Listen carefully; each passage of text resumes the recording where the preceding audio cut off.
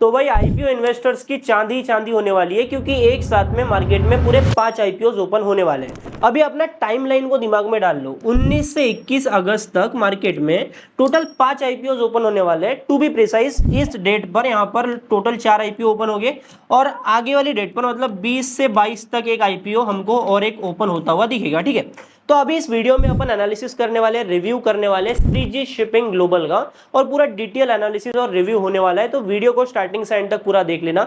बाकी आपसे एक ही रिक्वेस्ट करना चाहूंगा, वीडियो को अगर अभी तक आपने लाइक नहीं किया तो सीधा लाइक कर लो। मैं आपको डायरेक्टली वीडियो में लेके चलता हूं। सबसे पहले बात करते हैं अपन 3G शिपिंग ग्लोबल के आईपीओ का इशू साइज, जिससे हमें यह पता चलेगा कि एक्चुअल में कितना पैसा कंपनी उठा रही है और ये पैसा कहां यूज होगा। ठीक है, तो इसका इशू साइज निकल के आ रहा है 411 करोड़ रुपए का। और सबसे बढ़िया बात यह है कि जो 411 करोड़ रुपए कंपनी मार्केट से उठा रही है, ये टोटल होने वाला है फ्रेश इशू। देखो, अभी 411 करोड़ में से कितना पैसा कहां जाएगा, मतलब कहां कहां कंपनी यूज करने वाली पैसे को, वो भी समझेंगे, साथ में प्राइस बैंड भी समझेंगे। पर आप एक चीज समझो, ये 400 करोड़ का आईपीओ है, और सेम टाइमलाइन के ऊपर 2079 करोड़ रुपए का एक आईपीओ ओपन हो रहा है विक्रम सोलर का। ठीक है, तो इशू साइज में लगभग 4 गुना बड़ा ये आईपीओ होने वाला है। अभी अभी तो अपन रिव्यू कर रहे हैं 3G शिपिंग ग्लोबल का, पर मैं ऑलरेडी विक्रम सोलर का रिव्यू डाल चुका हूं। पर प्रॉब्लम ये हो गई ना कि यूट्यूब ने अपने वीडियो को टेक डाउन कर दिया, स्ट्राइक मार दी है। तो अभी मैं आपसे एक ही रिक्वेस्ट करना चाहूंगा, वो वीडियो मैंने तो टेलीग्राम पे डाल दी, तो आप जाके देख सकते हो। ठीक है, लिंक डिस्क्रिप्शन में। बाकी मैं आपसे एक ही रिक्वेस्ट करूंगा, ये स्ट्राइक आने की वजह से ना हमारे चैनल की ना रीच डाउन हो जाएगी, मतलब ऐसा जनरली होता है। तो मैं आपसे एक ही रिक्वेस्ट करता हूं, अगर अभी तक मैंने जितने भी वीडियोस बनाए वहां से आपको कुछ थोड़ी बहुत भी वैल्यू मिली होगी, मेरे चलते कुछ भी आपका वैल्यू इंक्रीमेंट या फिर पैसे के मामले में बोल लो, कैसे भी फायदा हुआ होगा, तो मेरी एक रिक्वेस्ट है कि भाई वीडियो को लाइक कर लो और कुछ भी कमेंट करो भाई, कुछ भी कमेंट डाल दो कमेंट बॉक्स में, ताकि कहीं ना कहीं हम अपने इस चैनल को रिवाइव कर पाए और रीच को बढ़ा पाए। ठीक है, तो इतनी सी हेल्प मांगता हूँ, ज्यादा कुछ जाएगा नहीं, बस थोड़ा टाइम जाएगा, और सिंपल से आप मेरा इतना सा काम कर लो। बाकी अपन नहीं भी आई रीच, कुछ भी हो, मैं काम करता रहूंगा जिस तरीके से अभी तक मैंने काम किया, सारी चीजों को अपन वैसे ही चलाते रहेंगे। ठीक है, बाकी जिनको डिस्टर्ब हुआ बीच में मैं ये सेगमेंट लाया, तो उसके लिए मैं सॉरी बोलना चाहूंगा। ठीक है, तो अभी अपन आते हैं टॉपिक के ऊपर, जो होगा वो देखा जाएगा। ठीक है, तो अभी आते हैं 411 करोड़ रुपए का टोटल इशू है, यहां से पैसा कितना कहा जाएगा वो समझ लेते हैं। तो 250 करोड़ रुपए कंपनी यूज करने वाली है ड्राई बल्क कैरियर्स को एक्वायर करने के लिए। अब ये ड्राई बल्क कैरियर होता क्या है, अभी एक्चुअल में ये होते हैं भाई शिप्स। ठीक है, देखो अभी ये चीज को समझने के लिए ना अपन ये 411 करोड़ का यूटिलाइजेशन समझने के लिए अपन सीधा बिजनेस के ऊपर आते हैं। ठीक है, मैं सबसे पहले आपको बिजनेस समझा देता हूं, उसके बाद में आपको समझ में आ जाएंगी ये सारी चीजें। तो मैं ऑफिशियल वेबसाइट के ऊपर आता हूं। देखो कंपनी का धंधा क्या है, कंपनी का धंधा है भाई शिपिंग का। शिपिंग का मतलब क्या होता है, एक जगह से दूसरे जगह तक माल को पहुंचाना। और दूसरा काम है लॉजिस्टिक का, मतलब माल को स्टोर करना, माल को यहां से वहां पहुंचाना। ठीक है, ट्रांसपोर्टेशन का काम करना। तो कंपनी पोर्ट्स पे काम करती है। अभी देखो ये इंडिया है अपना, ठीक है, इंडिया का साउथ पार्ट है ये, और ये हो गया अपना श्रीलंका। तो इंडिया और श्रीलंका की ये वेस्टर्न कोस्ट के ऊपर ये ऑपरेट करते हैं, और यहां से अपना शिपिंग का काम देखते हैं। अभी अपन आते हैं, तो कंपनी का बिजनेस आपने समझ लिया करते क्या है। तो इनको कार्गो ट्रांसपोर्ट के लिए, कार्गो हैंडलिंग के लिए इनको शिप्स की जरूरत पड़ती है, जो कि कैरियर्स होते हैं। ड्राई बल्क कैरियर इन्हीं की बात हो रही है। अभी जो 250 करोड़ रुपए होने वाले हैं, इनसे ड्राई बल्क कैरियर खरीदने वाले हैं, जो कि पर्टिकुलरली शिप्स होती है। अभी यहां से 23 करोड़ रुपए कंपनी यूज करने वाली है डेट पेमेंट में, मतलब कंपनी का कर्जा चुकाने में। अब एक्चुअल में कंपनी के ऊपर डेट कितना है, और ये कर्जा चुकाने से एक्चुअल में कितना फायदा इनको देखने को मिलेगा, उसको भी अपन समझेंगे। पर आप यहां पर क्लियरली देख सकते हो कि भाई 250 और ये 23, टोटल 411 नहीं हुआ, तो बचा हुआ जो भी अमाउंट होगा यहां से, वो जाएगा कंपनी के जनरल कॉर्पोरेट पर्पस में। कंपनी के वेबसाइट में अपन नीचे आते हैं, तो हमको सिंपल से पता चल जाएगा कि कंपनी इनकॉर्पोरेट कब हुई थी। 1995 से ये काम कर रहे हैं। आप नीचे यहाँ पर क्लियरली देख सकते हो कि लगभग 3 डेकेड से ज्यादा का इनको एक्सपीरियंस है, साथ में 450 से ज्यादा इक्विपमेंट्स इनके पास में है। साथ में आप यहाँ पर क्लियरली देख सकते हो 14 मिलियन मेट्रिक टन की इनकी एनुअल हैंडलिंग कैपेसिटी है ड्राई कार्गो की। ठीक है, तो अपन ने कंपनी का इशू समझ लिया, और साथ में कंपनी का बिजनेस भी समझ लिया। अभी अपन आते हैं कि एक्चुअल में कंपनी पैसा कमाती कितना है, कंपनी के फाइनेंशियल्स किस तरीके से दिखाई देते हैं। तो हमारे पास में 2023 से 2025 तक का डेटा है, पूरे 3 साल का। तो यहाँ पर सबसे पहले अपन रेवेन्यू देखते हैं। 827 करोड़ 2023 में, 736 करोड़ 2024 में, 610 करोड़ तक ये पहुंचे।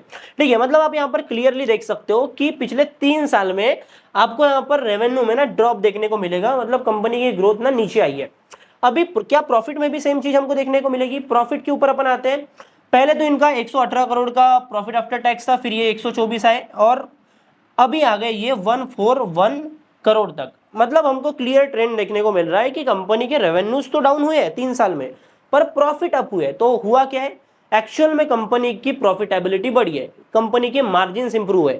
और जब भी कंपनी अपने मार्जिन को इंप्रूव करती है और ग्रोथ को डाउन करती है, ऐसे में कंपनी ऑपरेशनली इफिशियंट होती है।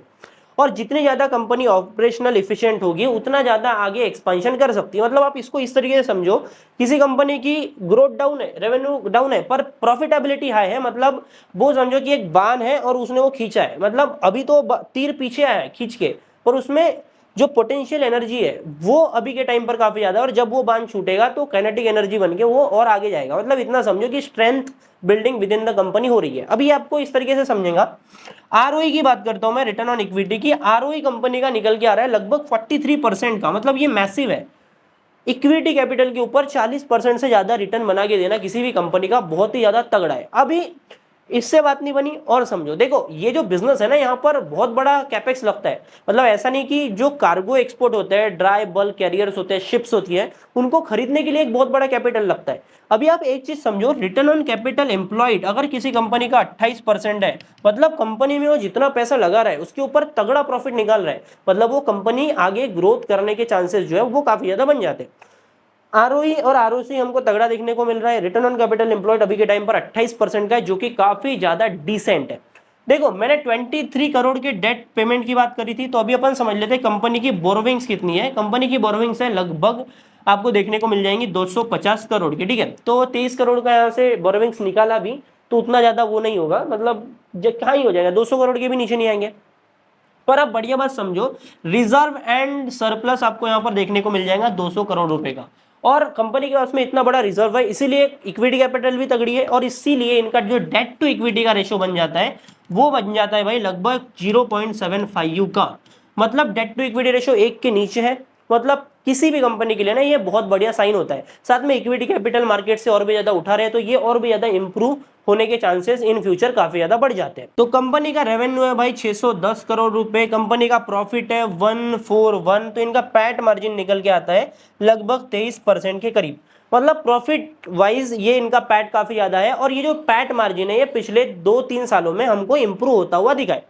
अभी अपन आ जाते हैं सीधा इनके प्राइस टू अर्निंग रेशियो के ऊपर। तो कंपनी का मार्केट कैप निकल के आ रहा है टोटल 4000 करोड़ रुपए का। अब ये 4000 करोड़ रुपए का जो मार्केट कैप हमको देखने को मिल रहा है ना, ये देखने को मिल रहा है भाई 252 रुपीज पर शेयर के प्राइस पर। इनका प्राइस बैंड निकल के आता है 240 से 252 रुपए का, जिसके ऊपर अपन जीएमपी की भी बात करेंगे। ठीक है, तो मार्केट कैप को अपन डिवाइड कर देंगे भाई 141 से, तो ये आपका 29 का इसका प्राइस टू अर्निंग रेशियो निकल के आ रहा है। मार्केट कैप टू सेल्स का रेशियो आप निकालोगे तो MC/S आपका निकल के आएगा, मार्केट कैप टू सेल्स का रेशियो 6 का निकल के आ रहा है। मतलब जिस तरीके की कंपनी हमको देखने को मिल रही है उस तरीके से वैल्यूएशन उतना तगड़ा भी नहीं है ना ही कम है। देखो 29 का पी रेशियो जनरली ऐसे कंपनी को मिलता है जिसकी ग्रोथ कहीं ना कहीं हमको साल दर साल 10-15% से बढ़ती हुई दिखे, पर इस वाले कंपनी में ग्रोथ उतनी ज्यादा नहीं है, पर एक्चुअल में प्रॉफिटेबिलिटी है, कंपनी के रेशियोज काफी ज्यादा तगड़े हैं। तो उस चक्कर में कहीं ना कहीं 30 का पी रेशियो मार्केट इसको दे रहा है, तो ये काफी ज्यादा बढ़िया बात है। बाकी इस आईपीओ के जीएमपी की बात करें तो लगभग 26 रुपए पर शेयर के भाव पर इनकी जीएमपी चल रही है। मतलब परसेंट वाइज में जाता हूं तो लगभग 10% का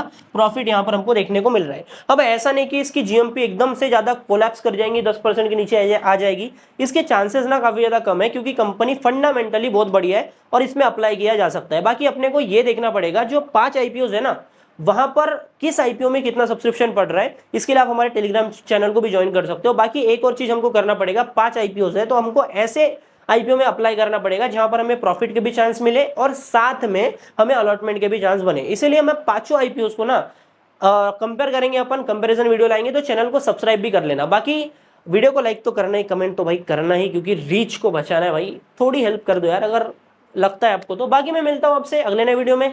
बाय बाय, टाटा, जय हिंद, जय भारत।